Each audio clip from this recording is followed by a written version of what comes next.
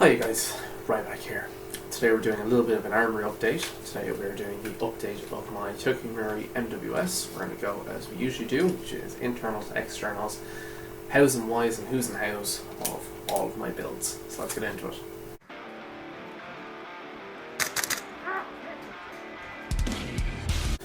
So internally we will start from front to back or tip to butt. So internally we have a 200mm Maple Leaf 6.01mm inner barrel. Pair that with a PTS MEC, the purpley pink bucking, and an angry gun chamber with a Lalax flat hub arm. And then my hop-up adjuster is the angry gun hop-up adjuster as well. Very good barrel component setup, very consistent, very good at range, and very flat. That's the big thing, is I enjoy flat BBs over a little bit of a bump at the end. So moving on, I have the standard TM MWS nozzle on the same bolt carrier, but I have an end pass installed on the nozzle. The standard TM nozzle is actually a lot stronger than the angry gun end pass nozzle that I had. I had the Gen 1, the Gen 2, both have cracked and both have shattered under 1,000 rounds each. So moving a little bit further on from that, we have on the inside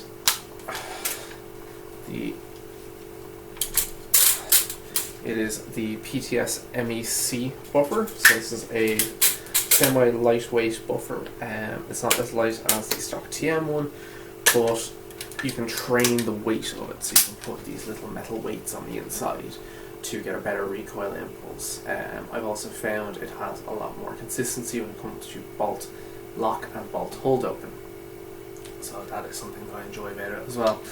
I've just replaced the springs on the inside of the trigger box. I left it in cocked position for about a month, so I was getting a lot of weak strikes due to the knocker spring being under tension for so long. And I have a G&T 110% buffer spring. So internally, the only thing that's really changed is the barrel and hop-up setup and my buffer. I do like the PTS mech buffer. The only thing that you do have to do is you have to adjust your buffer tube to be further inside the body, because I've actually chipped part of the buffer off because I didn't have my buffer in a bit more. So that's the big thing. Nothing major internally apart from those, so we'll go externally now.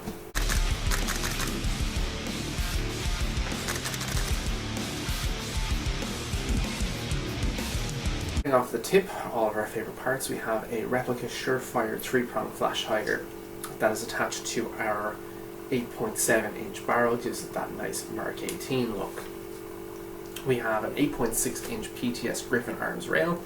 On top of the rail we have a replica FMA PEQ 15, we only use that for the light function. Genuine Magpul M-Lock rail covers. I have one on the bottom, 3 on the 9 o'clock side and 2 on the 3 o'clock side. The idea behind that is I am a dominant right hand shooter. I'll have my thumb out like this and then I'll use my index finger to kind of pull the rifle in.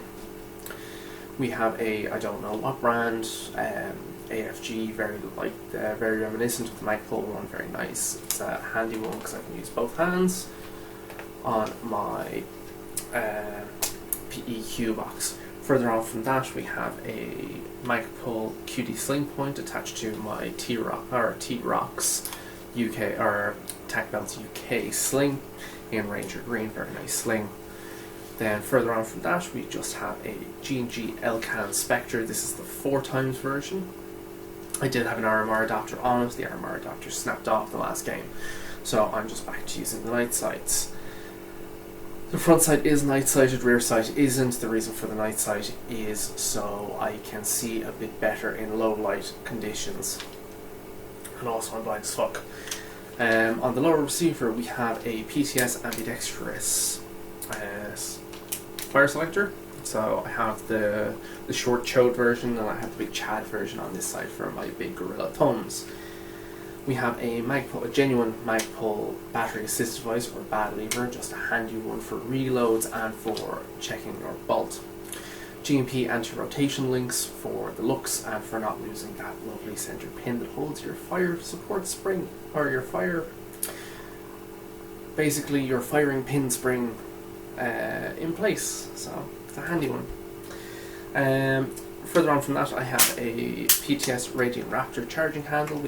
This is a very nice charging handle. It has the polymer wings, so you can use your left or your right hand. Very, very smooth charge, a lot smoother than the Angry Gun BCM style one or the stock TM one. We have a PTS EPC enhanced polymer grip, very comfortable, has that nice beaver tail on it, very comfortable for shooting, very, very, very nice, has a slightly more straight angle than the standard A2 grip. And then finally we have my butt stock. This is a genuine Magpul CTR stock. This has been on a lot of my guns, this has seen a lot of abuse. It's actually starting to crack on the top, hence why there is a line of black tape here. Sling is looped through the back, and then I just have the issued British Army sniper tape to cover up all of my excess materials. So this is the externals, it's a very footnotes version, very quick overview, but we're going to go over a lot of the hows and whys now in the next segment of the video.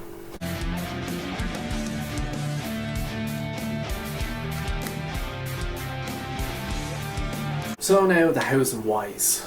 The main reason why I built a short upper receiver for my rifle is obviously for CQB, kind of gives it that Mark 18 or L119A2, but in a non-kosher way, kind of like a bastardized version, redheaded stepchild of the two. So flash hider is mainly for looks. It does give a nice ping, so when she gets a knock, she'll give an out ping. I only will really use the PEQ box for lighting. It does have a very weak IR setting. You can kind of see it there on the camera. Not the best for working under nods. We'll be sorting that out, but I mean, like, half airsofters are fucking blind anyway, so you could probably be working under nods and using a flashlight. Nobody would give a shit. Angle foregrip. I do have wrist injuries. I've had boxer's fractures in my wrist, so it is handier for me to use this instead of using a vertical grip. Further on, the Magpul rail covers, I kind of went over that. It's just for the way I will hold the rifle while I'm shooting, because that way I kind of get a grip on all of them, because I'm dealing with so much adverse recoil with this GBB system. BAD lever. Main reason for the BAD lever is so I can, instead of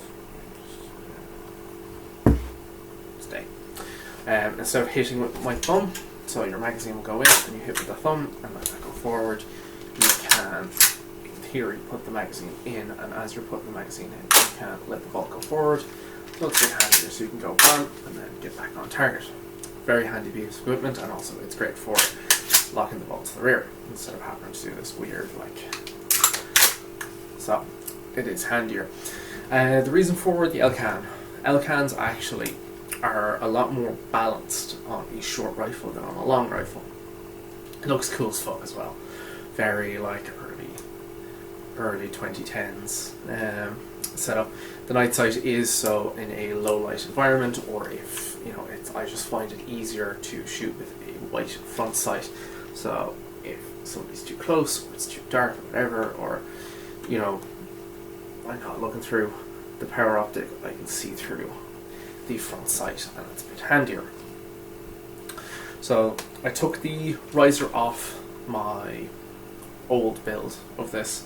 The main reason is because if I was to have the riser, my chin would be up here, so I'd be able to look to the iron sights, but I wouldn't be able to actually scout with the optic.